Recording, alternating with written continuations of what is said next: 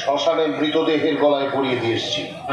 তুমি আমার জন্য ফুল মালা কিনে নিয়ে এসে শ্মশানের মৃতদেহের গলায় পরিয়ে দিলে? আজ তোমার ফুলের মালা পরার দিন নয়, যার পরার কথা আমি সেই মানুষটার গলায় পরিয়ে দিই। কার গলায় পরিয়ে এসেছো বলো? অবশ্যই বলবো, এখন বলতে আমার কোনো অসুবিধা নেই, তার কারণ আমার বোনের সিঁদুর দান হয়ে গেছে।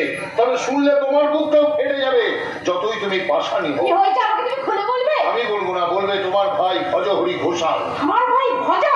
সে কি বলবে? সে কোথায়? দিদি রে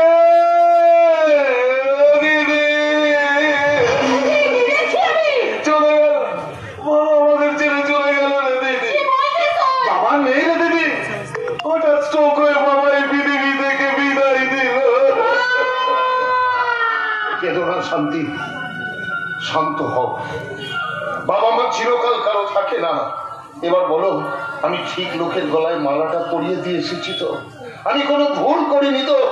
কেন তোমার জন্য ফুল আর ফুলের মালা আনিনি নিশ্চয়ই তুমি বুঝতে পারছো। জামাই বাবুর কোনো দোষ নেই রে দিদি। জামাই বাবু ছিল বলেই তো বাবার মরদে ওটা পোস্টমর্টম করে কাটাছেড়া করা হয়।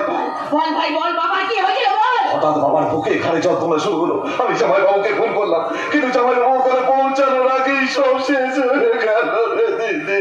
না, সত্যি করে বল দাদা, বাবার কি হয়েছিল? কি হয়েছিল তবে কি করে জানবো? মারা দেওয়ার আগে বাবা তো ফোনে অবস্থা করছিল কেন? তুই ঘরের দরজা খুলছিলিস না কেন? বললে তো জামাই ভুল বুঝবি। না দাদা, তোকে বলতেই হবে, ঘরের মধ্যে কি হয়েছিল। দিদির বিয়ে হয়ে গেছে। দিদিকে বাবা বিশ্বাস ভরসা করতো না, বলতো আমার কুলাঙ্গার মেয়ে, অবাধ্য মেয়ে। বিয়ের আগে আমাকে জ্বলিয়েছে, বিয়ের পর গিয়ে স্বামীকে জ্বালাচ্ছে। বিশ্বাস কর দিদি, বাবা তোর নামে বাজে কথা বলতে আমার একদম ভালো লাগতো না। বাবা আমার নামে এইসব কথা বলতো? শুধু কি তাই, বাবা বলতো ওই অসভ্য মেয়ের কোনোদিন আমি মুখ দেখবো না। বাবা আমার মুখ দেখতে চাইতো না। আমি তোকে বারবার আমাদের বাড়িতে যেতে বলতাম বলে বাবা আমার উপর ভীষণ রাগ করতো।